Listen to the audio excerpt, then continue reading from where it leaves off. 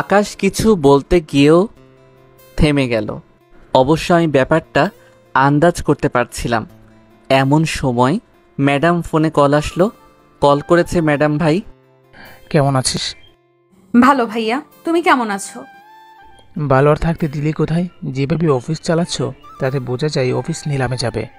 Manager বারবার আমাকে phone করছে, অফিস জয়েন করো তাড়াতাড়ি। ম্যাডাম কল কেটে দিয়ে আমার দিকে তাকিয়ে, এখনই বাসায় যেতে হবে, তাড়াতাড়ি করে রেডি হও। আমি জিজ্ঞেস করলাম হঠাৎ করে, তোমার এখানে এসে অফিস যে আছে ভুলে গেছি, এখনই যেতে হবে, না হলে কোম্পানি বড় ধরনের ক্ষতি হতে পারে। খেয়াল করছিস অফিস কয়জন কর্মচারী কমে গেল? আমি, তুই এবং মিনহা, আকাশ। আমি ব্যাগ গুছিয়ে গাড়িতে গিয়ে ড্রাইভিং সিটে গিয়ে বসলাম। ম্যাডামও আমার পাশে এসে বসলো। মিনহা আর আকাশ পেছনের সিটে বসলো। আমি গাড়ি চালাচ্ছিলাম আর লুকিং গ্লাসে খেয়াল করলাম মিনহা আকাশের দিকে তাকিয়ে আছে আর আকাশ মুখ কালো করে বাইরে তাকিয়ে আছে। তাদের এমন দেখে আমার হাসি পাচ্ছে। ছেলেদের মন বলে কথা সহজে ভাঙে না, আর ভেঙে গেলে সহজে জোড়া লাগে না। ভালোবাসা শব্দটা আসলেই অদ্ভুত। যাকে ভালোবাসি তার শত অবহেলা আর কষ্ট দেওয়ার পর মানুষটাকে ভোলা যায় না। মন চায় ওই মানুষটার জীবন জুড়ে আঁকড়ে ধরে বেঁচে থাকি। হাজারো স্বপ্ন দেখে প্রিয় মানুষটার মাঝে, যে স্বপ্নতেই বেঁচে থাকার আশা বাঁধে হাজারো প্রেমিক প্রেমিকা। গাড়ি চালিয়ে ঢাকার উদ্দেশ্যে যাচ্ছি। অনেকটা পথ যাওয়ার পর ম্যাডাম আমার কাঁধে মাথা রেখে চোখ বুজে আছে। কি হলো, শরীর খারাপ করছে নাকি? আরে পেটে ক্ষুধা লেগেছে অনেক। আপনি খাওয়া বাদে বুঝেন কি? কাঁধ থেকে মাথা তুলে, কি? আমি খাওয়া বাদে কিছু বুঝি না? আমি গাড়ি চালাচ্ছি নিজের মতো, আর ম্যাডাম রাগী দৃষ্টিতে কিছুক্ষণ তাকিয়ে আবারও কাঁধে মাথা রাখল। অনেকটা সময় পর বাসায় পৌঁছালাম। গাড়ি থামিয়ে দেখলাম পেছনে মিনহা আকাশ ঘুমিয়ে আছে আর ম্যাডাম আমার কাঁধে মাথা রেখে ঘুমিয়ে আছে। আমি আলতোভাবে ম্যাডামকে সিটের সাথে রেখে মিনহা আর আকাশকে ঘুম থেকে তুললাম। তারা দুজন রাস্তায় রিকশায় দাঁড় করালো। মিনহাকে উঠতে দেখে আকাশ দাঁড়িয়ে গেল। আমি, কি রে দাঁড়ালি কেন? দুজনে একসাথে বাসায় চলে যা, এমনিতেই সন্ধ্যা হয়ে গেছে। এই মেয়ের সাথে আমি যাব না মামা, আপনি চলে যান তো, আমি আরেকটা রিক্সা করে যাব। মিনহা রিকশা থেকে নেমে রাগী দৃষ্টিতে তাকিয়ে, তুমি আমার সাথে যাবে কিনা বলো, না হলে এখন এই লোকজনটাকে বলবো তুমি আমার সাথে খারাপ ব্যবহার করছো। আকাশ আমার দিকে তাকিয়ে রিকশায় বসে পড়ল। মিনহা তার পাশে গিয়ে বসল। আকাশ রিকশার সাথে চেপে বসে আছে, মিনহা থেকে দূরত্ব রেখে। তুমি আমার থেকে দূরে সরে কেন? মিনহা আকাশের সাথে পুরো শরীর নিয়ে চেপে বসল। আরে কি করছেন, ফেলে দিবেন নাকি?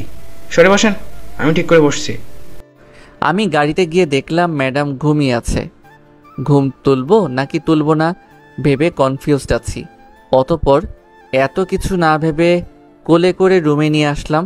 তাকে শোয়াই দিয়ে নিজের রুমে গিয়ে ফ্রেশ হলাম। পেটে অনেক ক্ষুধা, সকালে কিছু খাবার খাইছি। রান্না করার জন্য রান্নাঘরে গেলাম। ফ্রিজে মুরগির মাংস আর দুধ ছিল।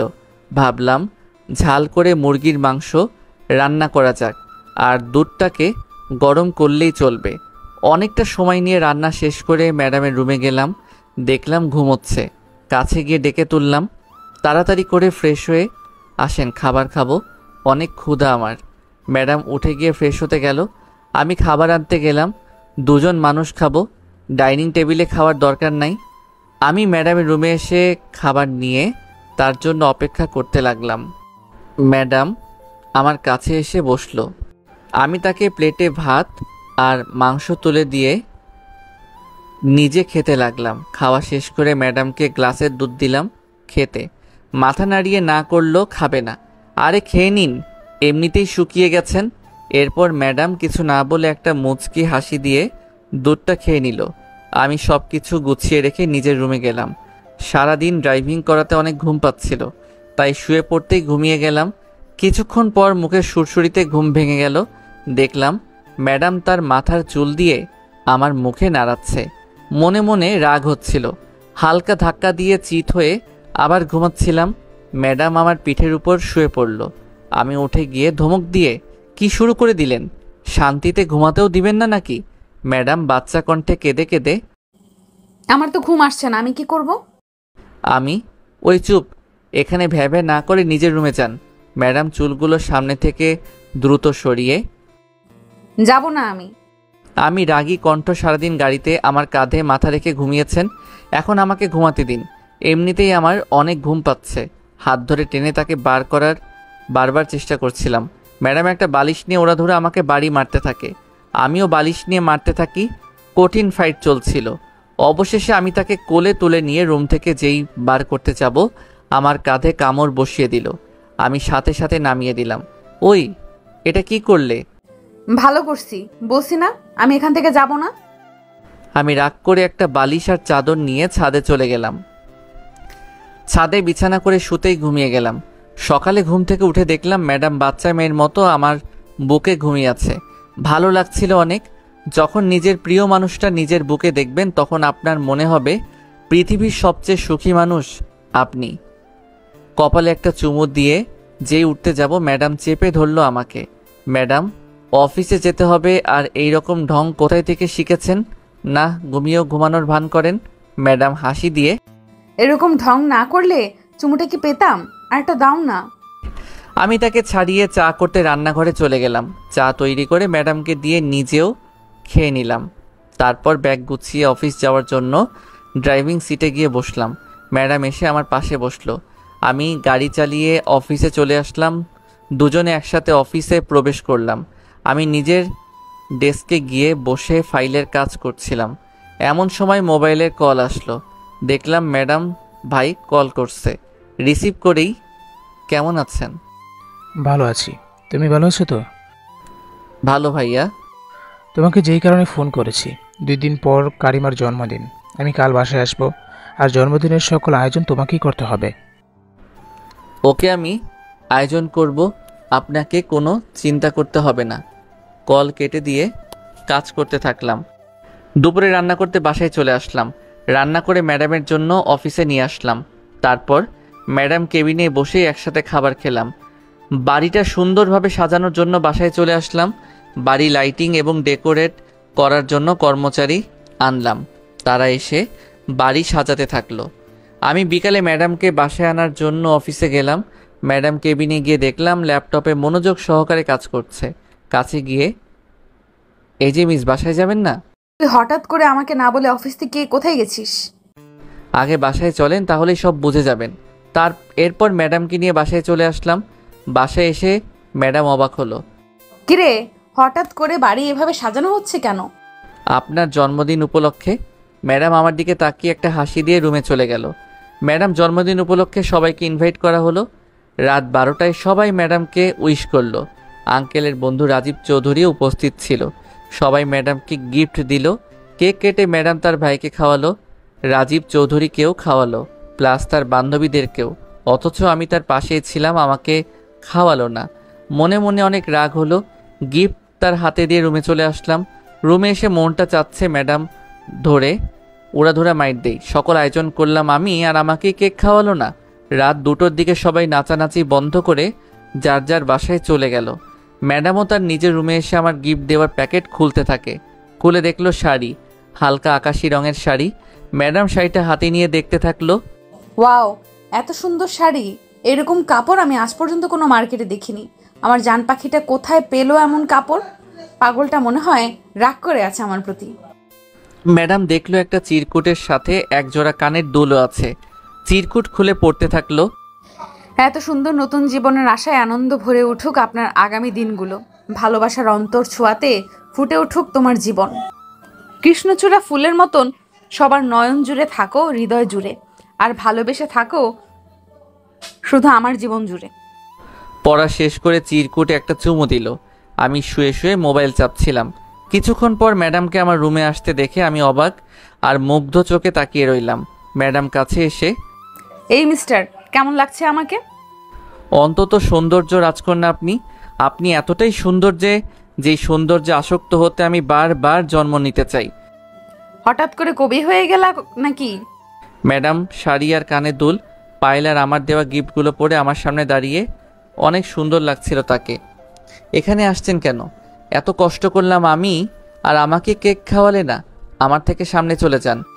তোর জন্য কেকের বদলে স্পেশাল কিছু আছে। ম্যাডাম আমার খুব কাছে চলে আসে, নাকের সাথে নাক টাচ খাচ্ছে। আমি এক দৃষ্টিতে তার চোখের দিকে তাকিয়ে আছি। ম্যাডাম তার গোলাপি ঠোঁট দুটো আমার ঠোঁটের সাথে এক করে দেয়। হারিয়ে গেলাম অজানা কোনো সুখের নেশায়। একটু পর ম্যাডাম আমাকে বলল, এবার খুশি তো? আর তুই এই শাড়ি কোথায় পেলি? কেন ভালো না? আরে সেটা না, শাড়িটা অনেক সুন্দর, আর এরকম শাড়ি তো বর্তমান মার্কেটে পাওয়া যায় না। এটা আমার মায়ের শাড়ি, শুধু নিজের বউকে দিব বলো? এতদিন পর্যন্ত যত্ন করে রেখেছি। ম্যাডাম আমার কপালে চুমু দিয়ে নিজের রুমে চলে যায়। তারপর দিন সকালে ম্যাডামকে নিয়ে অফিসের সামনে গিয়ে অনেকগুলো গাড়ি দেখে আমি আর ম্যাডাম অবাক হলাম। অফিসে ঢুকে দেখালাম ম্যানেজারের সাথে ইভা এবং রাসেল চৌধুরী কথা বলছে। কাছে যেতেই রাসেল চৌধুরী বলতে থাকে, তোমার নামই শামীম? হ্যাঁ স্যার, আমার নাম শামীম। কেন স্যার? আমি চাই তুমি আমার কোম্পানিতে কাজ করো। এটা হবে না, সে শুধু এমনিই কাজ করবে এবং শুধু আমার সাথে থাকবে। ওই মেয়ে, তোমার সাহস দেখি কম না। তুমি জানো আমি কে? আমি চাইলে তোমার কোম্পানি লস করাতে পারি। ম্যাডাম কথার কোনো পাত্তা না দিয়ে মোবাইল হাতে নিয়ে কাকে জানি ফোন দিল। ফোন দেওয়ার 5 মিনিট পরই পুলিশ চলে আসে। পুলিশ এসে রাসেল চৌধুরীকে বলতে থাকে, আপনার সম্পর্কে অভিযোগ আছে। আপনি নাকি হুমকিমূলক কথা বলে ঝামেলা করতেছেন এখানে। রাজীব চৌধুরীকে আপনি চিনেন? উনি পাঠিয়েছে আমাদের। রাজীব চৌধুরী নাম শুনতেই রাসেল চৌধুরী অফিস থেকে তাড়াতাড়ি করে বের হয়ে চলে যায়। বাবা, সাধারণ এমন একটা ছোট্টখাটো কোম্পানির ভয়ে চলে আসলেন, আর ওই ছেলেকেই আমার চাই। এই মেয়ের পিছনে অনেক বড় হাত আছে। এখানে ঝামেলা করলে সমস্যায় পড়বো। তোমার কারণে আমি কোম্পানির ক্ষতি হতে দিতে পারি না। তোমাকে কিছু করতে হবে না, এবার যা করার আমি করব। তার কিছুদিন বাজারে গেলাম বাজার করতে। সন্ধ্যা হয় এইরকম সময় বাজার নিয়ে বাসায় ফিরছিলাম। হঠাৎ করেই 5-6 জন ছেলে পেছন থেকে আমাকে শক্ত করে ধরে একটা বোতল থেকে মুখে স্প্রে করে। তার 2 মিনিট পরেই মাথা ঘুরে অজ্ঞান হয়ে যায়। তারপর আর কিছু মনে নাই। যখন জ্ঞান ফিরে চারিদিকে শুধু অন্ধকার বাদে কিছু দেখতে পাচ্ছি না। নড়তেই বুঝতে পারলাম হাত পা কিছু একটা সাথে বাঁধা। চারদিকে কাক আর হরেক রকমের পাখির কিচিরমিচির আওয়াজ, মনে হচ্ছে জঙ্গলে আছি। ঘণ্টাখানিক পরে রুমে কারো আসার আওয়াজ শুনলাম। রুমে আলো জ্বলতেই যাকে দেখলাম, অবাক না হয়ে রাগ হলো অনেক। আলো জ্বলতেই ইভাকেই দেখতে পেলাম। আমাকে এখানে বেঁধে রাখছেন কেন? পাগল নাকি আপনি? আমি আপনার কি ক্ষতি করছি? আমাকে কিডন্যাপ করে বেঁধে রাখছেন? ইভা আমার কথা কোনো কান্না দিয়ে রুম থেকে চলে গেল। একটু পরে আবার আসলো সাথে খাবার নিয়ে। আমার সামনে খাবার নিয়ে বসলো। মুখে লুকমা তুলতে আমি মুখ ঘুরিয়ে নিলাম। আগে বলেন আমাকে এখানে আনছেন কেন? আমি তোমাকে ভালোবাসি। আমি চাই তুমি শুধু আমার হয়ে থাকো, অন্য কারণ নয়। আমি আপনাকে ভালোবাসি না। কারো ভালোবাসা জোর করে পাওয়া যায় না। আমাকে ছেড়ে দিন, আমি বাসায় চলে যাব। এখন থেকে ভালোবাসবে আমাকে, কারণ আমি তোমাকে ভীষণ ভালোবাসি। সেটা কখনোই সম্ভব না। আমি ম্যাডামকে ভালোবাসি। ওই মেয়ের মাঝে কি আছে যে আমার মাঝে নেই? ভুলে যাও, আমাকে ভালোবাসো। আমাকে ছেড়ে দিন প্লিজ। ম্যাডাম মনে হয় পাগলের মতো খুঁজতেছে আমাকে। আর একবার ওই মেয়ের কথা বলে জানি মেরে ফেলবো। কিছুক্ষণ আমার দিকে তাকিয়ে থাপ্পড়ের জায়গাটা চুমু দিয়ে, আমি তোমাকে পাগলের মতো ভালোবাসি। আমাকে খাবার খাওয়ানোর জন্য অনেক চেষ্টা করলো, বাট আমি খেলাম না। বাধা অবস্থায় একদিন চলে গেল। এই একদিনের সময় মাঝে ইভা অনেক চেষ্টা করেছে খাবার খাওয়ানোর জন্য। আমি মোটেই খাবার মুখে নিতে চাই না। আধা মরা অবস্থা হয়ে গেছি না খেয়ে থাকতে থাকতে। মনে হচ্ছে দাঁড়ানোর শক্তিটুকু হারিয়ে ফেলছি। এদিকে ম্যাডাম পাগলের মতো খুঁজতেছে আমাকে। সে বুঝতে পারছে আমাকে ইভা কিডন্যাপ করেছে, কারণ ইভাকেও কোথাও পাওয়া যাচ্ছে না। রাজীব চৌধুরী এবং কারিমা এবং রাসেল চৌধুরী সবাই খুঁজতেছে আমাকে এবং ইভাকে। 5-6টা থানায় পুলিশদের ইনফর্ম করা হয়েছে খোঁজার জন্য, কিন্তু কোথাও কোনো হদিস পাওয়া যাচ্ছে না। এদিকে ইভা আমার অবস্থা দেখে কাঁদতে দেখে পুরা মরার অবস্থা হয়ে গেছে আমার। ইভা আমার কাছে এসে বলে, তোমাকে কি করলে খাবার খাবে? আমি ছটফট কণ্ঠে বললাম, আমাকে ছেড়ে দিন। ছেড়ে দিব, বাট পালানোর চেষ্টা করতে পারবে না। ইভা আমাকে বাঁধন থেকে ছেড়ে দিল। আমি তার হাত থেকে খাবার নিয়ে রাক্ষসের মতো খেতে থাকি। পেট ভরে খাবার খেয়ে বিছানায় শুয়ে ঘুমিয়ে পড়লাম। ইভা আমার দিকে কিছুক্ষণ তাকিয়ে আমার পাশে শুয়ে ঘুমিয়ে পড়ে। ঘুম ভাঙতে চারিদিকে অন্ধকার দেখলাম, শুধু অন্ধকার। আবছা আলোতে আমার পাশে কাউকে দেখলাম, বুঝতে পারলাম এটা ইভা। আমি ধীর পায়ে হেঁটে এখান থেকে বের হওয়ার রাস্তায় বের করতে থাকি। একটা জানালার কাছে গিয়ে দাঁড়িয়ে বাইরের দিকে তাকিয়ে বুঝলাম মাটি থেকে অনেক উপরে আছি। দোতলা ঘর, কাঠ বাঁশ দিয়ে তৈরি বাড়ি। অন্ধকার মাঝে সিঁড়ি খুঁজে পেলাম। 2টা সিঁড়ি পের হতেই ধূপ করে পড়ে গেলাম। অনেক জোরে আওয়াজ হলো। হঠাৎ করে 3-4 জনের গলার আওয়াজ শুনে অনেক ভয় পেলাম। ভাবছিলাম এখানে শুধু ইভা আছে, কিন্তু তা নয়, এখানে আরও লোক আছে। আমি দাঁড়িয়ে অন্ধকার মাঝে দৌড় দিলাম। এদিকে ইভা আমাকে ধরার জন্য সবাইকে তাড়া দিতে থাকে। ইভা চিগলিয়ে সবাইকে কতবার বলেছি সজাগ থাকতে, সে যে কোনো সময় পালাতে পারে। আমি অন্ধকার স্পষ্ট বুঝতে পারলাম আমাকে ধরার জন্য আমার পিছু কেউ দৌড়াচ্ছে। আমি দৌড়ের গতি বাড়িয়ে ঝোপঝাড় অন্ধকার জঙ্গলের ভিতরের দিগন্তে দৌড়াতে থাকি। অনেকক্ষণ দৌড়ানোর পরে জোরে জোরে নিঃশ্বাস ফেলে মাটির উপরে শুয়ে পড়ি। এরপর আর কিছু মনে নাই। সকাল হতে খেয়াল করলাম চারদিকে গাছপালা, কোথায় আছি কিছু বুঝতেছি না। শোয়া থেকে উঠে জঙ্গল থেকে বের হওয়ার জন্য রাস্তা বের করতে থাকি। এদিকে ম্যাডাম এবং রাজীব চৌধুরী, রাসেল চৌধুরী, বেশ কয়েকজন পুলিশ জঙ্গলের ভিতর ওই বাড়িটাকে ঘেরাও করে ফেলে। ইভা বাড়ি থেকে বের হতেই কারিমা তাকে উড়াধুরা থাপ্পড় ঘুষি চুল ধরে টানতে থাকে। বল শামীম কোথায়, না হলে আজকে তোকে মেরেই ফেলবো। কোথায় রাখছিস তাকে? পুলিশ এসে দুজনকে ছাড়িয়ে দেয়। একজন এসআই পুলিশ ইভাকে বলল, আমরা জানি আপনি শামীম নামে ছেলেটাকে কিডন্যাপ করেছেন। এখন কোথায় আছে সে বলেন আমাদের, না হলে আপনাকে রিমান্ডে নেওয়া হবে। সে আজ রাতে পালিয়েছে, তাকে অনেক খুঁজেছি, কোথাও পাইনি। ম্যাডামও কাঁদতে থাকে। এই জঙ্গলের মাঝে কোথায় গেছে সে? যদি রাতে তাকে কোনো হিংস্র জন্তু আক্রমণ করে, যদি শামীমের কিছু হয়, আমি তোকে খুন করে ফেলবো।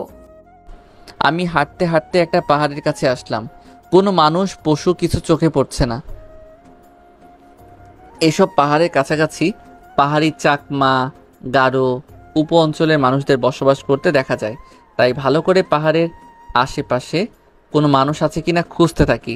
এদিকে ম্যাডাম তার সাথে 2 জন লোক নিয়ে এবং পুলিশ জঙ্গলের মাঝে আমাকে খুঁজতে থাকে। আমি কাউকে দেখছি না, একটু হতাশ বোধ করছি নিজেকে নিয়ে। হঠাৎ করেই 5-6টা ছোট বাচ্চা চোখে পড়ল। হাতে এক ধরনের পাখি মারার যন্ত্র, গ্রাম্য ভাষায় গুলাল বলা হয়, থাকে। তাদেরকে চিগলিয়ে ডাকতে থাকি। বাচ্চাগুলো আমার ডাক শুনে আমার কাছে এক প্রকার দৌড়ে আসে। কাছে আসতে তাদেরকে বললাম এখান থেকে লোকালয়ে যেতে রাস্তা কই পাবো।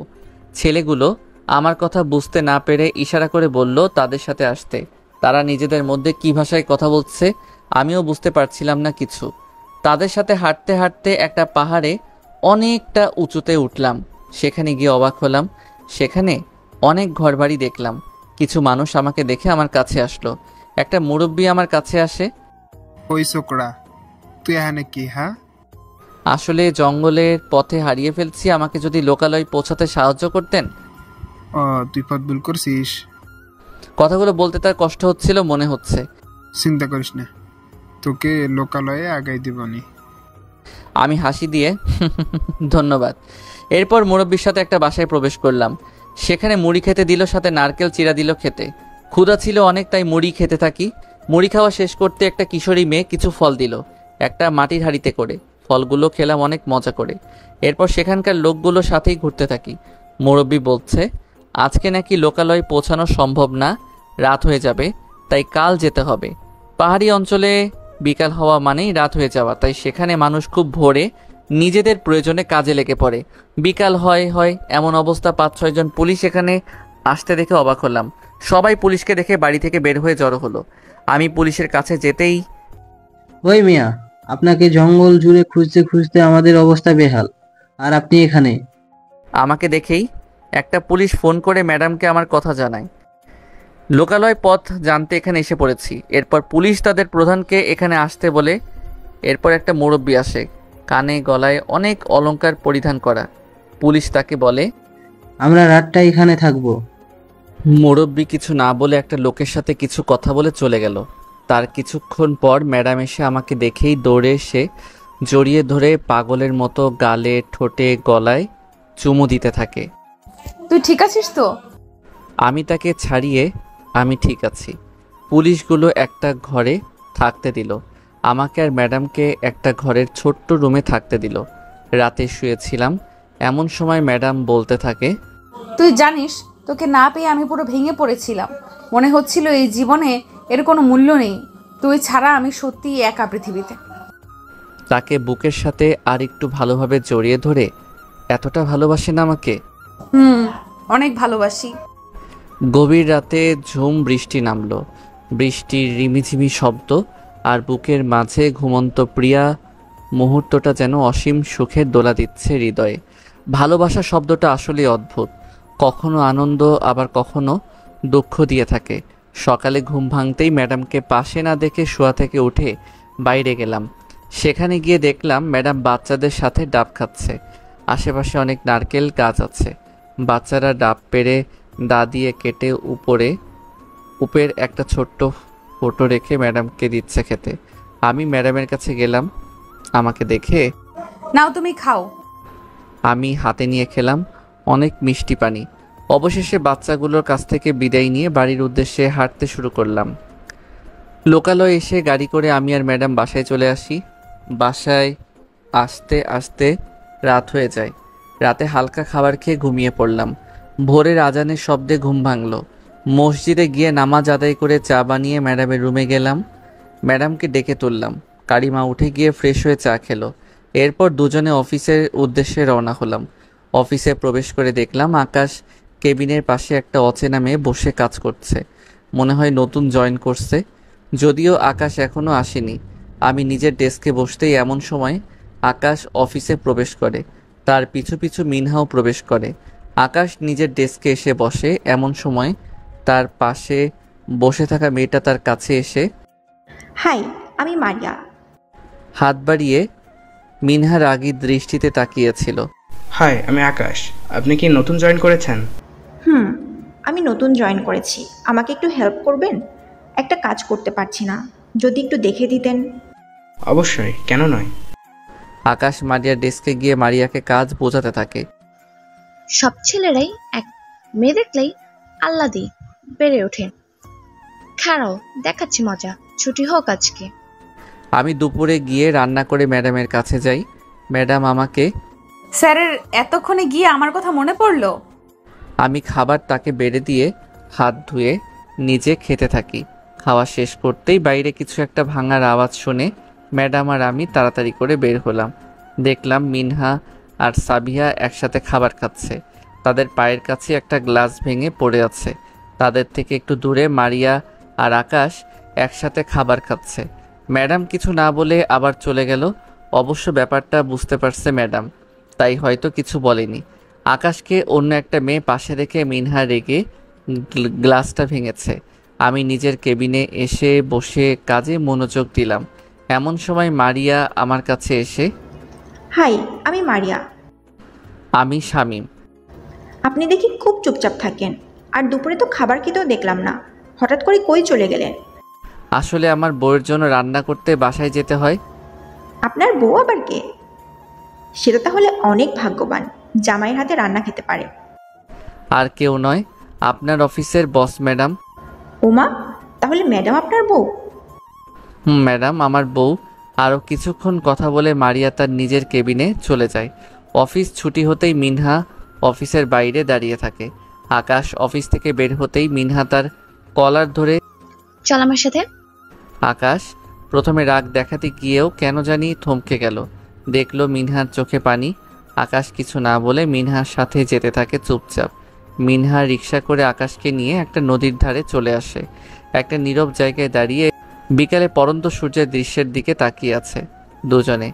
একটা কথা জিজ্ঞাসা করব, ডিরেক্ট উত্তর দিবা। আকাশ মাথা নাড়িয়ে হ্যাঁ জানালো। তুই কি আমাকে ভালোবাসিস? আকাশ মাথা নাড়িয়ে না জানালো। মিনহা কিছুক্ষণ তাকিয়ে থেকে চলে যেতে থাকে। আকাশ পেছন থেকে হাতটা ধরতেই, ছাড় আমাকে, না হলে থাপ্পড় দিব। আকাশ কোনো কথা শুনলই না। হঠাৎ করেই ঠাস, ছাড় আমাকে। আকাশ থাপ্পড় খেয়ে মিনহাকে ছটকা মেরে জড়িয়ে ধরে শক্ত করে। মিনহা কিছুক্ষণ ছটফট করে ছুটার জন্য, একটু পরেই শান্ত হয়ে, আমাকে ভালোবাসো না? অনেক ভালোবাসি, বিয়ে করতে চাই তোমাকে। করবে বিয়ে আমাকে? করব, আমার কিছু কথা মেনে চললে। কি কথা? মিনহা আকাশের বুকে কাছে হাতের আঙ্গুল গুনে গুনে দেখিয়ে, প্রথমে কোনো মেয়ের সাথে কথা বলতে পারবে না, আর আমাকে কষ্ট দিবে না। আমাকে ভীষণ ভালোবাসতে হবে। আর আছে কোনো? আর কি থাকতে পারে? হ্যাঁ, বিয়ের পর অনেকগুলো বাচ্চা দিতে হবে। আমি দেবো কি করে? বাচ্চা তো দেয় মেয়েরা। মেয়েরা দেয়, বাট ছেলেদেরও। বলতে গিয়েও থেমে গেল। আচ্ছা বাদ দাও, এখন বলো তুমি আমার সব কথাতে রাজি কিনা? রাজি। কপালে আলতোভাবে চুমু দিল। এরপর দুজনে সন্ধ্যার রাস্তায় দুজনে হেঁটে চলছে বাড়ির উদ্দেশ্যে। আমি বাড়িতে এসে রেস্ট নিয়ে রান্না করে ম্যাডামের রুমে গেলাম। রুমে যেতেই ম্যাডামের কাছে এসে রেগে, যা বলবো তা করবি, না হলে কপালে খারাপ কিছু আছে। আরে চলেন আগে খাবার খাই। তোর খাওয়ার গুষ্টি গেলাই, আগে যেটা বলিস সেটা কর। ওই চেয়ারটাতে গিয়ে বস। মনে মনে ভূতে ধরেছে নাকি আজকে আবার? চেয়ারে বসতেই ম্যাডাম আমার হাত পা চেয়ারের সাথে বাঁধতে থাকে। এই যে এসব কি করছেন? বাঁধছেন কেন আমাকে? বাধা শেষ হতে কোমরে হাত দিয়ে ভিলেনের মতো দাঁড়িয়ে আমার দিকে রাগী দৃষ্টিতে তাকিয়ে আছে। তারপর একটা লাঠি হাতে নিয়ে নিজের এক হাত দিয়ে অন্য হাতে আস্তে করে বারবার বাড়ি দিয়ে ভাব নিচ্ছে আজকে আমাকে লাঠি দিয়ে পিটাবে। আমি ভয়ে ঢোক গিললাম। সত্যি সত্যি ভূতে ধরছে না তো? ম্যাডাম, আপনি আমাকে মারবেন নাকি? মেয়েদের সাথে কিসের কথা এত তোর? একবার কিডন্যাপ হয়েছিস, আবার কিডন্যাপ হবে নাকি? যেখানে যাস সেখানেই মাইয়া পটাস। বলেই একটা বাড়ি দিল। মা গো! ম্যাডাম কি শুরু করে দিলেন? আপনি দেখি সত্যি সত্যি মারছেন আমাকে। আমি কোন মেয়ের সাথে কথা বলছি?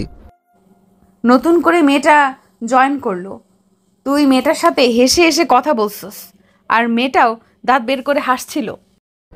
মেয়ে নিচে থেকে আমার সাথে এসে কথা বলছে, তাতে আমার দোষ কোথায়? তাই বলে এত হেসে হেসে কথা বলতে হবে কেন? আজাইরা ঢং না করে ছাড়েন আমাকে। ম্যাডাম গিট খুলে দিয়ে ছাদের দিকে চলে গেল। যেখানে বাড়ি দিছে সেখানে হাত দিয়ে ডলতে থাকি।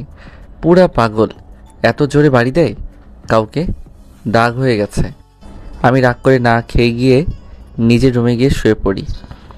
অনেকক্ষণ শুয়ে মোবাইল চাপতে চাপতে পেটে ক্ষুধা লাগে অনেক। খাবারগুলো তো ম্যাডাম রুমে রেখে এসে পড়েছিলাম। আমি ম্যাডাম রুমে গেলাম, দেখলাম ম্যাডাম রুমে নাই। যেখানে খাবারগুলো রাখা ছিল সেখানেই পড়ে আছে। এই মেয়েটা বড্ড অভিমানী, কিছু বললেই আকাশ অভিমান করে, তাও শুধু আমার প্রতি। ছাদে গিয়ে দেখি দাঁড়িয়ে এক মনে কোথাও তাকিয়ে আছে। খোলা চুলগুলো কোমর থেকে একটু উপরে ছড়িয়ে আছে। আমি কাছে গিয়ে রুমে চলেন খাবার খাবো। ম্যাডাম আমার দিকে তাকালো। আমি স্পষ্ট খেয়াল করলাম চোখে পানি, মনে হয় কাঁদছে। আমি খাবো না, তুই যা এখান থেকে। আমি একটা ভাব নিয়ে চলে যাচ্ছিলাম, একটু গিয়ে ম্যাডাম পেছনে চুপি চুপি দাঁড়িয়ে রইলাম। দেখলাম ম্যাডাম কাঁদতেছে। আমি পেছন থেকে গিয়ে জড়িয়ে ধরে, এটুকু ব্যাপার নিয়ে এত অভিমান কেন আপনার? ধাক্কা দিয়ে সরিয়ে দিল। আমি ফ্লোরে গিয়ে বসে পড়লাম। যা এখান থেকে, তুই ওই মেয়ের কাছে যা, আমার কাছে আসবি না। আমি কান ধরে, আমার ভুল হয়েছে, ক্ষমা করে দাও। ম্যাডাম ভেঙচি কেটে সামনের দিকে ঘুরে গেল। আমি গিয়ে আবার পেছন থেকে জড়িয়ে ধরে কি করতে হবে আমাকে? মহারানী রাগ ভাঙানোর জন্য ম্যাডাম ছুটার জন্য ছটফট করতে থাকে। আমি শক্ত করে ধরে পিঠের জামাহীন জায়গাটাতে চুমু দিলাম। ম্যাডাম একটু পর শান্ত হয়ে যায় আর ঘন ঘন নিঃশ্বাস ফেলতে থাকে। আমি তাকে ছাড়িয়ে সামনে দাঁড়িয়ে তার দিকে তাকিয়ে রইলাম। আমি কষ্ট পাবো এমন কথা কখনো বলবা না। আপনি দেখেন তো কি করছেন? বাড়ি দেওয়া জায়গাটা দেখিয়ে। সরি, আমি বুঝতে পারিনি।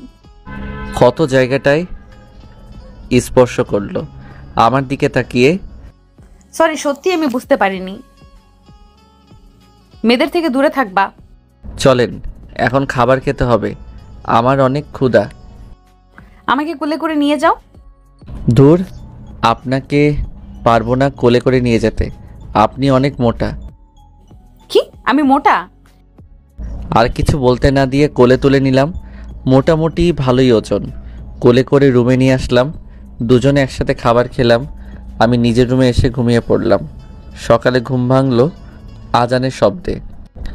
আজকে ম্যাডামকে নামাজ আদায় করতে বলবো। গুটি গুটি পায়ে হেঁটে ম্যাডাম রুমে গেলাম। ঘুম থেকে ডেকে তুললাম। ঘুম থেকে উঠে বসে টানা দিয়ে আবারও শুয়ে ঘুমিয়ে পড়ল। আবারও ডেকে তুললাম। এত সকালে ঘুম থেকে তুললা কেন? ঘুমাতে দাও। চলেন, নামাজ আদায় করবেন। মুসলিম আপনি, নামাজ আদায় করা ফরজ। কোনো রকম ধরে টেনে টুনে ওয়াশরুমে নিয়ে অজু করতে বললাম। সে কিছুক্ষণ তাকিয়ে থেকে বলল, জামাটা পাল্টে আসি। ওকে, তাহলে অজু করে নামাজ আদায় করবেন। আমি মসজিদে গেলাম। আমি মসজিদ থেকে নামাজ আদায় করে বাড়িতে ঢুকে দেখি বাড়িতে বেশ কয়েকজন লোক। চেহারা দেখে মনে হচ্ছে কোনো একটা বিষয়ে খুব চিন্তিত। দেখলাম ইভার বাবাও আছে। আমাকে দেখেই, বাবা, তুমি আমার সাথে একটু হাসপাতালে চলো। আমার মেয়ে তোমার কারণে বিষ খেয়ে ফেলেছে। সেন্স ফেরার পর থেকেই তোমাকে খুঁজছে। আঙ্কেল আমি পারবো না যেতে। আপনার মেয়ে আমাকে বেঁধে রেখে একদিন না খাইয়ে রাখছে। ম্যাডাম কাছেই দাঁড়িয়েছিল। বাবা প্লিজ চলো, মেয়েটা মনে হয় মরেই যাবে। একজন বাবা হিসাবে তোমার কাছে বলছি, প্লিজ। আমি কারিমার দিকে তাকালাম।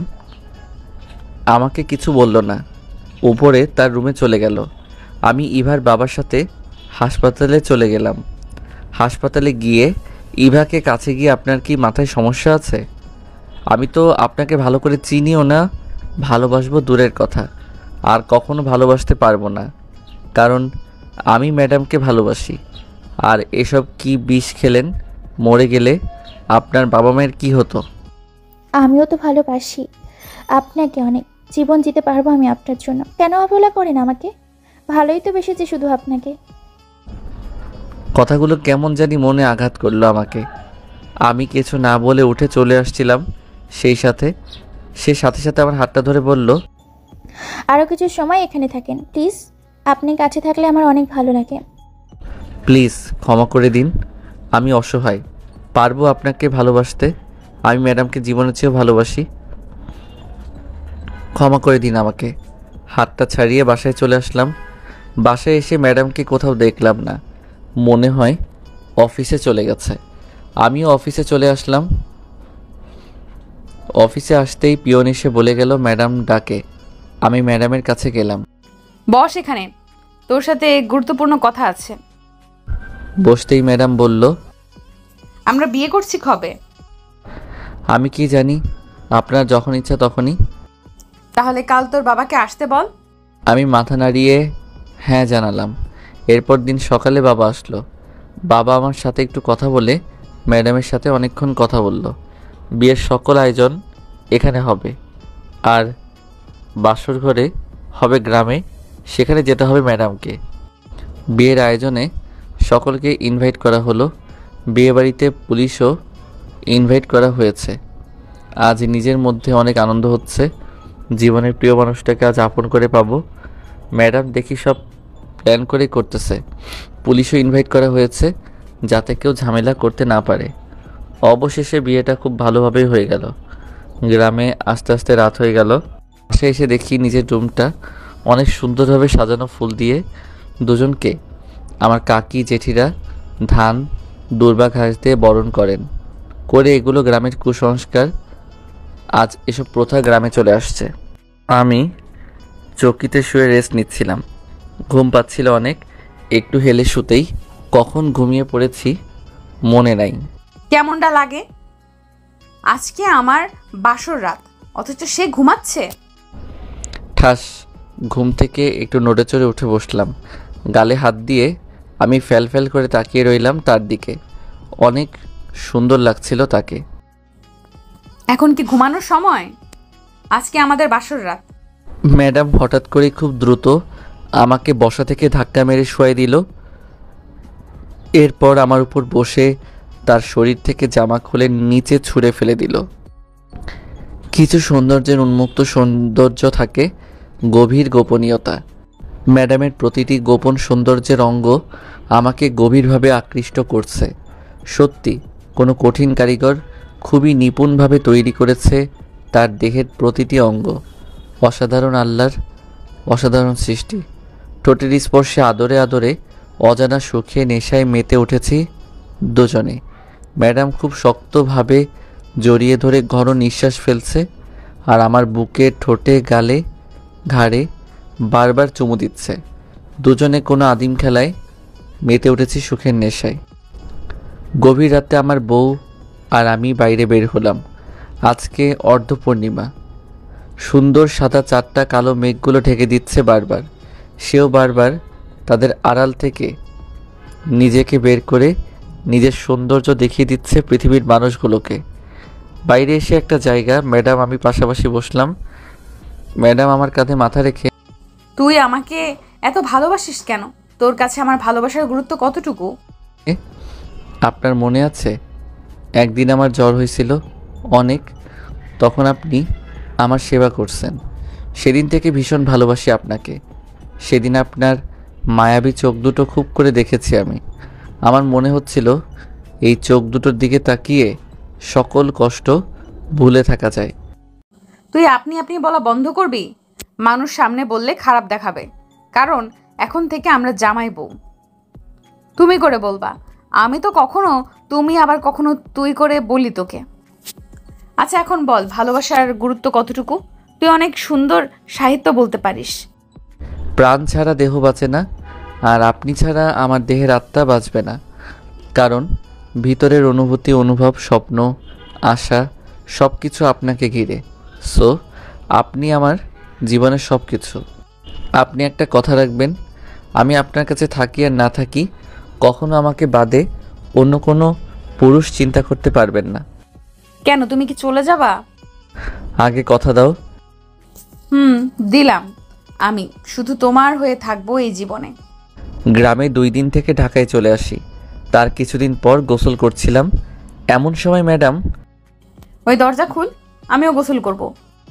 আপনি পরে কইরেন, আমি সেরে নিই। না, আমি এখন করব, দরজা লাথি দিয়ে। আমি দরজা খুলে দিলাম। সে সাথে সাথে কাপড় খুলতে থাকে তার শরীর থেকে। আমি বড় বড় চোখ করে তার দিকে তাকিয়ে রইলাম। তার পেটের নাভিটা অনেক সুন্দর লাগছিল। অজান্তেই নাভিতে হাত বুলাতে থাকি। ম্যাডাম আমাকে জড়িয়ে ধরে তার ঠোঁটের সাথে ঠোঁট এক করে দেয়। এভাবে দুজন দুজনের প্রতি গভীর ভালোবাসার মধ্য দিয়েই 3টা মাস চলে যায়। একদিন রাতে ম্যাডাম শুয়ে মোবাইল চাপছিল। হঠাৎ তার কাছে একটু ভিডিও আসে। এত রাতে কি আবার ভিডিও পাঠালো? ভিডিওটা টাচ করে ম্যাডাম যা দেখলো তা দেখার জন্য প্রস্তুত ছিল না। হঠাৎ করে ম্যাডাম মনে হচ্ছিল সে জীবন্ত অবস্থাতেই মরে গেছে। মোবাইলটা ছুঁড়ে মারল, চুল ধরে চিৎকার করতে থাকে।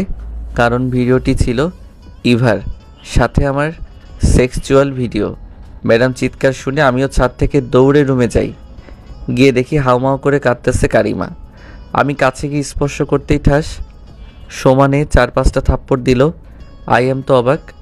আবুলের মতো দাঁড়িয়ে তার দিকে তাকিয়ে রইলাম। এমন সময় হঠাৎ করে মোবাইল ফোন আসলো। রিসিভ করে কথা শুনতেই আমার ভিতরটা নাড়া দিয়ে উঠল। ফোনে বাবার মৃত্যুর কথা শুনে আর ম্যাডামের হঠাৎ এমন অবস্থা দেখে কিছু না বলে রাতেই গ্রামের উদ্দেশ্যে রওনা দিলাম। গ্রামে পৌঁছাতে পৌঁছাতে গভীর রাত হয়ে যায়।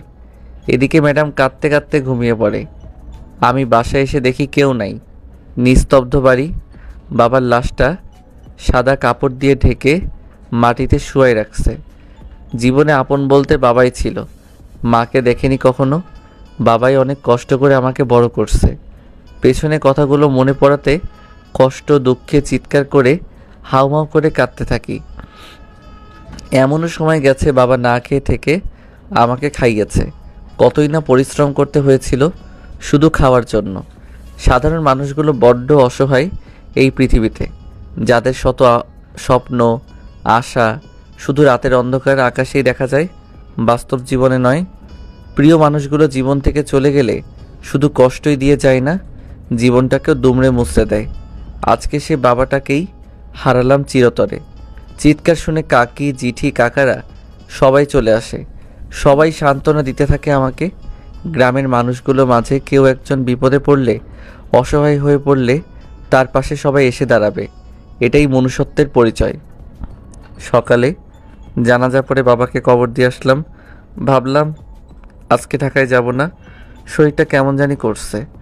রাতে শুয়ে চিন্তা করছিলাম কিছু সময়ের জন্য কোথাও গেলে ম্যাডাম কতবার ফোন দিত, কত কি বলতো, অথচ আমি কালকে রাত থেকে তার পাশে নেই। এখনো পর্যন্ত একটা ফোন দেওয়ার প্রয়োজন বোধ মনে করলো না। নিজেই ফোন দিলাম। অনেকগুলো কল দেওয়ার পর রিসিভ করলো। রিসিভ করে, তুই ফোন দিছিস কেন? খাবার খাইছেন? আমি খাবার খাই আর না খাই তোকে জানতে হবে না, ফোন রাখ। ফোন কেটে দিল। হঠাৎ করে এইরকম ব্যবহার মানতে পারছি না। সকালে ঢাকার উদ্দেশ্যে রওনা দিলাম। ঢাকায় পৌঁছাতে পৌঁছাতে দুপুর হয়ে গেল। বাসায় কেউ নেই মনে হয়, ম্যাডাম অফিসে চলে গেছে। আমি দুপুরে খাবার খেয়ে অফিসে গেলাম। সেখানে গিয়ে ম্যাডাম কেবিনে ঢুকে খাবার সামনে রাখতেই ছুঁড়ে ফেলে দিল। তাড়াতাড়ি আমার সামনে থেকে যা, কোনো কথা বলবি না। আমি মন খারাপ করে চলে আসলাম। হঠাৎ করে কি হলো তার? বাসায় এসে মনে মনে রাগ হলো আমার। বিকেলের দিকে ম্যাডাম বাসায় আসে। বিয়ে হওয়ার পর থেকে তার রুমেই থাকি। রুমে ঢুকে আমার কাছে এসে, ওই রুম থেকে বের হ। বের হব না, আগে বলেন আপনার হয়েছেটা কি? বের হ রুম থেকে। আমিও দিলাম থাপ্পড়, কথা নাই বার্তা নাই। হঠাৎ করে খারাপ ব্যবহার করবেন? কি পাইছেন আমাকে? জীবনে আপনাকে কেয়ার আর ভালোবাসা বাদে কখনো আঘাত করিনি, তাহলে আমার বেলাতে এই রকম অবিচার চলবে না। ম্যাডাম হঠাৎ করে পেটে হাত দিয়ে ওয়াশরুমে চলে যায়, গিয়ে বমি করতে থাকে। আমি গিয়ে মাথায় হাত বুলাতে থাকি। ম্যাডাম প্রেগনেন্ট, তাই মাঝে মাঝে বমি করে। ওয়াশরুম থেকে বের হয়ে তার মোবাইল থেকে একটা ভিডিও চালু করে মুখ ঘুরিয়ে আমার হাতে দিয়ে কাঁদতে থাকে। আমি ভিডিওটা দেখে নিজেকেই বিশ্বাস করতে পারছিলাম না, এটা কিভাবে সম্ভব। পরে ভিডিও ভালো করে খেয়াল করলাম, এটা কেউ নিখুঁতভাবে এডিটিং করছে। মাথাটা এমনভাবে লাগিয়েছে যেন ছেলেটা আমি। ছেলেটা বডির সাথে অনেক কিছু মিল নাই আমার বডির। বর্তমানে এরকম ঘটনা প্রায় ঘটে যাচ্ছে। ম্যাডাম হঠাৎ করেই চিৎকার করে, তুই এমন কেন করলি? এখনই চলে যাবে এখান থেকে। কাছে এসে থাপ্পড় মারতে থাকে পাগলের মতো। আর তোর বাচ্চা আমি পেটে রাখতে পারবো না, আমি নষ্ট করে দিব। এই মুহূর্তে চলে যাবি আমার জীবন থেকে, কোনো কিছুর অস্তিত্ব রাখবো না তোর। আমি ম্যাডামের পায়ে ধরে, প্লিজ আমার কারণে আমার বাচ্চাটাকে মাইরেন না। আমি কথা দিচ্ছি আমি আপনার জীবন থেকে চলে যাব, শুধু আমার বাচ্চাটাকে কিছু কইরেন না। কাঁদতে থাকি, তার পা ধরি। ম্যাডাম লাথি দিয়ে সরিয়ে, আমার ডিভোর্স চাই। পেয়ে যাবেন, শুধু আমার বাচ্চার কিছু ক্ষতি করবেন না, কথা দেন। ঠিক আছে, এখন গিয়ে ভুনা খিচুড়ি নিয়ে আয় তোর বাচ্চার আম্মুর জন্য। অনেকক্ষণ সময় লাগিয়ে ম্যাডামের জন্য ভুনা খিচুড়ি তৈরি করে নিয়ে আসলাম। তার সামনে প্লেটে করে খিচুড়ি নিয়ে দাঁড়াতেই, খাবারটা রেখে এখন আমার সামনে থেকে যা, তোকে দেখলে আমার ঘৃণা হয়। আমি নিজের রুমে চলে আসি। ভালোবাসা যতই গভীর হোক, যদি দুজনের প্রতি বিশ্বাস না থাকে তাহলে সম্পর্ক বেশি দিন থাকে না। ভালোবাসার মাঝে থাকতে হয় দুজনের প্রতি গভীর সম্মান, শ্রদ্ধাবোধ আর বিশ্বাস। সকালে কারিমার সাথে অফিসে যাওয়ার জন্য দাঁড়িয়ে অপেক্ষা করতে থাকি। কিছুক্ষণ পর ম্যাডাম আসে। আমি তার সামনে দিয়ে হেঁটে ড্রাইভিং সিটে গিয়ে বসতেই, ওই তোর সাথে আমি গাড়ি করে যেতে পারবো না, তুই রিক্সা করে যা। আপনি প্রেগনেন্ট, গাড়ি চালাতে গিয়ে দুর্ঘটনা ঘটাতে পারবেন। প্লিজ পেছনে বসে পড়েন। এরপর কিছু না বলে চুপচাপ গাড়িতে বসে পড়ে আমি গাড়ি চালিয়ে অফিসে নিয়ে আসলাম। ম্যাডাম গাড়ি থেকে নেমে অফিসে চলে গেল। আমি গাড়ি সেফে রেখে নিজের ডেস্কে গিয়ে বসলাম। এমন সময় আকাশ কাছে এসে একটা কার্ড দেয় হাতে। দেখলাম বিয়ের কার্ড। পরে দেখলাম আকাশ আর মিনহার বিয়ে। আমি হাসি দিয়ে, কংগ্রেটস। ভাই তাড়াতাড়ি চলে আসিস, তোকে আমার পাশে চাই। ওকে, চলে আসবো। বিয়ে কালই হবে, তাই যেতে হবে। মিনহা অফিসে সকল মেয়েদের ইনভাইট করেছে, আর আকাশ ছেলেদের। ডেস্কে বসে কাজ করতে করতে দুপুর হয়ে যায়। আমি বাড়িতে এসে রান্না করলাম, এরপর সাথে করে ম্যাডামের জন্য নিয়ে আসলাম। ম্যাডাম কেবিনে ঢুকে খাবার সামনে দিয়ে চলে আসছিলাম। ওই শোন, নেক্সট টাইম থেকে অনুমতি নিয়ে আসবি। একটু দাঁড়া, দেখি কি আনছিস। ম্যাডাম দেখলো ভাত আর মাছ তরকারি। রাগী দৃষ্টিতে তাকিয়ে, জানিস আমি প্রেগনেন্ট, একটু রুচিসম্মত খাবার আনা গেছিল না? আচ্ছা যা, এখন এরপর থেকে ভালো কিছু রান্না করে আনবি। আমি চলে আসলাম। আকাশ আর মিনহাকে একসাথে খেতে দেখে তাদের কাছে না গিয়ে সাবিহার কাছে বসলাম। সাবিহার সাথে একটু কথা বলে খাবার খেয়ে নিজের ডেস্কে বসে কাজ করতে থাকলাম। অফিস ছুটি হওয়ার পর গাড়ির সামনে দাঁড়িয়ে ম্যাডামের জন্য অপেক্ষা করতে থাকি। দেখলাম ম্যাডাম, সাবিহা আর মিনহা, আকাশ একসাথে আসছে। আরে সবাই একসাথে?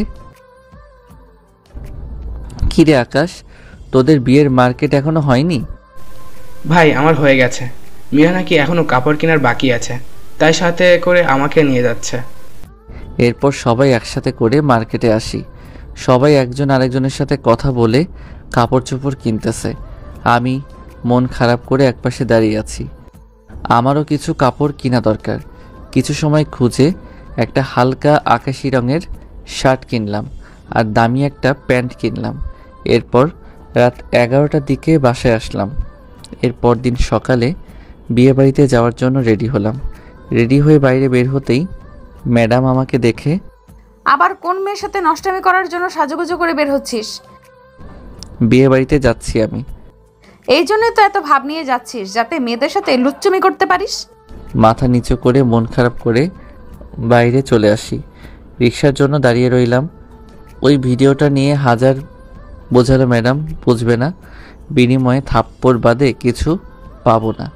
মেয়েরা চোখ দিয়ে দেখে, যেটা বিশ্বাস করে সেটা সহজেই মিথ্যা মানতে চায় না, বুঝতে চায় না চোখে দেখা সত্য মিথ্যা হতে পারে বা থাকতে পারে লুকানো কোনো চক্রান্ত বা ফন্দি।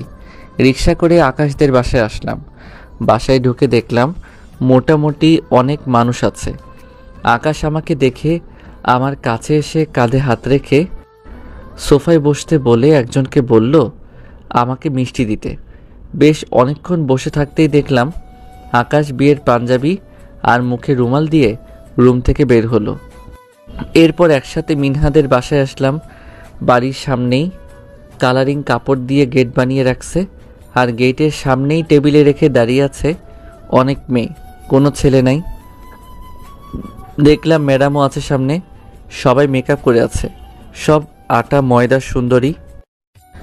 আমি আর আকাশ একসাথে গিয়ে টেবিলের সামনে দাঁড়ালাম। আমাদের সাথে আরও অনেক ছেলে মেয়ে আছে। একটা মেয়ে বলল, দুলা ভাই আপনি চেয়ারটাতে বসেন। আকাশ সামনে রাখা চেয়ারটাতে বসে পড়ল। মেয়েটা কাটা চামচ দিয়ে একটা মিষ্টি মুখের সামনে ধরল। আকাশ যেই হা করে মুখে দিতে যাবে সাথে সাথে সরিয়ে নিল, আর সবাই হাসতে থাকে। আবার মুখের সামনে ধরতে আমি দ্রুত হাতটা ধরে আকাশের মুখে মিষ্টি তুলে দিলাম। মেয়েটা একটু রাগী দৃষ্টিতে তাকালো, কিন্তু মুহূর্তেই আবার হাসতে থাকে। আর ম্যাডাম কেমন একটা রাগের মাঝেই ঘৃণার দৃষ্টিতে তাকিয়ে আছে। আমি তারপরও তাকিয়েও না তাকানোর ভাব নিলাম। একটা মেয়ে সবাইকে উদ্দেশ্য করে, সবাই শুনেন আপনারা, গেট দিয়ে জামাইকে নিয়ে যেতে হলে টাকা দিতে হবে। সো টাকা পরিমাণ আমরা মুখে বলবো না। ওই যে গ্লাসে কিছু কাগজ আছে, এগুলো থেকে একটা তুলুন। যত টাকা আসবে তত টাকা দিতে হবে। আচ্ছা বুঝলাম, তাহলে পাশের গ্লাসটাতে কিসের কাগজ? মেয়েটা বলল, পাশের গ্লাসের কাগজগুলোতে কিছু প্রশ্ন লেখা আছে। যদি সঠিক উত্তর দিতে পারেন তাহলে টাকার পরিমাণ থেকে অর্ধেক নেওয়া হবে, যদি না পারেন তাহলে টাকা আরও বেশি দিতে হবে। আমি আকাশকে বললাম গ্লাস থেকে কাগজ তুলতে। সে ইশারা করে বলল আমাকে তুলতে। আমি একটা কাগজ তুললাম, খুলে দেখলাম 50,000 টাকা। একটা মেয়ে থাবা দিয়ে কাগজটা হাতে নিয়ে, 50,000 টাকা দিতে হবে দিতে হবে। আকাশ আমাকে কানাকানি ফিসফিস করে। আরেকটি অপশন আছে টাকা কামানোর, যদি প্রশ্ন সঠিক উত্তর দিতে পারি, আর পারলে আরও দিতে হবে টাকা। বুঝে নে তুলব কিনা কাগজ। সে মাথা নাড়িয়ে তুলল কাগজ। আমি একটা কাগজ তুললাম। সবাই উকি দিতে থাকে কি প্রশ্ন। 3 অক্ষরের নাম তার, খাইতে লাগে তিতা, মাঝের অক্ষর বাদ দিলে খাইতে লাগে মিঠা। বলেন তো কী হবে? আমার মাথায় কিছু আসছে না। আমাদের সাথে একটা ছেলে বললে এটা করল্লা হবে। আমরা সবাই চিগলিয়ে খুশিতে আমাদের উত্তর সঠিক। অবশেষে অনেক বিতর্কর পর 20,000 টাকা দিয়ে গেইটে দিয়ে বিয়ে বাড়িতে প্রবেশ করলাম। খাওয়া দাওয়া আরও অনেক অনুষ্ঠান আর বিয়ে হওয়ার কবুল বলতে বলতে সন্ধ্যা হয়ে রাত হয়ে গেছে। মেয়েরা কবুল বলার সময় এত ঢং কেন করে আমার মাথায় আসে না। এমন সময় ম্যাডাম কাছে এসে, আমার শরীর খারাপ করতেছে, আমাকে বাসায় নিয়ে চল। আমি বাইরে এসে একটা রিক্সা থামিয়ে একসাথে বসে বাসায় চলে আসলাম। আমি রুমে এসে ঘুমিয়ে পড়লাম। এভাবে আরও 4টি মাস চলে যায়। এই 4 মাসে ম্যাডাম হাজার অপমান আর অনেক থাপ্পড় পেতে হয়েছে। তবে ইদানিং কার সাথে যেন হেসে হেসে কথা বলতে দেখি, কিন্তু কার সাথে কথা বলে বুঝতে পারছি না। রাতে শুয়েছিলাম, হিসু করার জন্য ওয়াশরুমে গেলাম। ওয়াশরুম থেকে বেরিয়ে ম্যাডামকে দেখতে গেলাম। ম্যাডামের পেট অনেক বড় হয়েছে, বাচ্চা হওয়ার দিনও কাছাকাছি চলে আসছে। তাই আমি খুব খেয়াল রাখি ম্যাডামের শত অপমান অবহেলার পর যাতে বাচ্চার কোনো ক্ষতি না হয়। আমি ম্যাডামের রুমের সামনে যেতেই ম্যাডাম ফোনে কথা বলতেছে। আরে কোনো চিন্তা করো না তুমি, আমি ডিভোর্স দিব না, শুধু বাচ্চা হওয়ার অপেক্ষা। বাবা তো ওর নামে সম্পত্তির অর্ধেক লিখে দিয়ে গেছে। বাচ্চার বিনিময়ে তার কাছ থেকে সকল সম্পত্তি নিয়ে নিব আর বিদায় করে দিব। কথাগুলো শুনে আমার চোখ থেকে আপনা আপনি পানি ঝরতে থাকে। রুমে এসে কাঁদতে থাকি। সত্যিই খুব কষ্ট হচ্ছে। যাকে এতটা ভালোবাসি তার কাছে এইরকম আশা করব মানা যায় না। খুব করে কাঁদতে থাকি। জীবন তখনই বিষাদময় হয়ে ওঠে যখন প্রিয় মানুষটার ভালোবাসার পেছনে যদি থাকে শুধু স্বার্থ। রাতে কাঁদতে কাঁদতে ঘুমিয়ে পড়ি। ভেবে নিয়েছি নিজের বাচ্চাকে নিয়ে অনেক দূরে চলে যাব এই মানুষটার থেকে। একদিন রাতে ম্যাডাম খুব করে প্রসব বেদনায় ছটফট করতে থাকে, চিৎকার করতে থাকে। পরে তাকে হাসপাতালে নিয়ে যাই। সেখানে ইমার্জেন্সি অপারেশন থিয়েটারে নিয়ে যাওয়া হয় ম্যাডামকে। অনেকক্ষণ বসে থাকার পর ডাক্তার কাছে এসে হাসি দিয়ে, আপনার স্ত্রী ও বাচ্চা সুস্থ আছে। বাচ্চা ছেলে না মেয়ে? আপনার মেয়ে বাচ্চা হয়েছে। আমি বাচ্চাটাকে দেখে অনেক আনন্দ হচ্ছে। অনেকটা তার মায়ের মতোই দেখতে হয়েছে। আমি বাচ্চাটা সযত্নে বুকে তুলে নিয়ে বাসায় চলে আসি। এরপর গ্রামের উদ্দেশ্যে একটা প্রাইভেট কার ভাড়া করে চলে আসতে থাকি। বাচ্চাটাকে কোলে দেখে ড্রাইভার বলতে থাকে, বাচ্চা চুরি করে নিয়ে আসছেন নাকি? চুরি করে নিয়ে আসছি, তবে আমার নিজের বাচ্চা। স্যার, আপনার কথা বুঝলাম না। নিজের বাচ্চা কেউ কি চুরি করে আনে? সে তুমি বুঝবে না। এদিকে ম্যাডাম জ্ঞান ফেরার পর থেকে পাগলের মতো বাচ্চা খুঁজতে থাকে, চিৎকার করতে থাকে, আমার বেবি কই? আপনার বেবি মনে হয় আপনার স্বামী নিয়ে গেছে। ম্যাডাম চিৎকার করে কাঁদতে থাকে। কোথায় নিয়ে গেছে? সেটা আমরা বলতে পারবো না। আপনি এভাবে নড়াচড়া করবেন না, নাহলে পেটে ব্যথা করবে। আমার বেবি চাই। আমার বেবির চেহারাটাও দেখতে দিল না, বেঈমান কোথাকার। আমি আমার বেবি চাই, আমাকে বাসায় নিয়ে চলেন। আপনাকে এখন যেতে দিতে পারবো না। আজকে রেস্ট নিন, কাল চলে যাবেন। কারিমা বাচ্চা হওয়ার কথা শুনে রাসেলও দেশে ফিরে আসছে। আপনার মোবাইলটা একটু দিতে পারবেন? ম্যাডাম আমার মোবাইলে কল দেয়, বাট বন্ধ বলে। ম্যাডাম কান্না করতে থাকে। আমি গাড়িতে বসে বাচ্চার চেহারাটা দেখে মনটা কেমন শান্ত লাগছে। আমার একটা অন্যরকম ভালো লাগা কাজ করছে। শান্ত হয়ে ঘুমাচ্ছে আমার বেবিটা। আমি বাচ্চা নিয়ে বাসায় চলে আসি। ঘরে ঢুকতেই আমার বেবি চিৎকার করতে থাকে। আমি সান্ত্বনা দিতে থাকি, কাঁদে না বাবু, এই তো তোমার বাবা তোমার সাথে। মনে হয় ক্ষুধা লাগছে, তাই কাকির কাছে নিয়ে গেলাম। আরে তুই এমন ছোট্ট বাচ্চা কোথা থেকে নিয়ে আসছিস? আমার কাছ থেকে কোলে নিয়ে। বাচ্চাটার বুকে লাগছে মনে হয় অনেক। আরে রে রে রে রে, কাঁদে না। এর মা কোথায়? তুই কি পাগল? এমন দুধের বাচ্চা নিয়ে আসছিস? বাচ্চাটার মায়ের দরকার দুধের জন্য। কয়েকদিন আগে তোর বোনের বেবি হয়েছে, আমি তার কাছেই বাচ্চা নিয়ে গেলাম। তুই বস এখানে।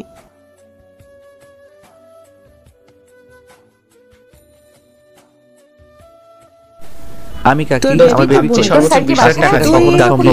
আমার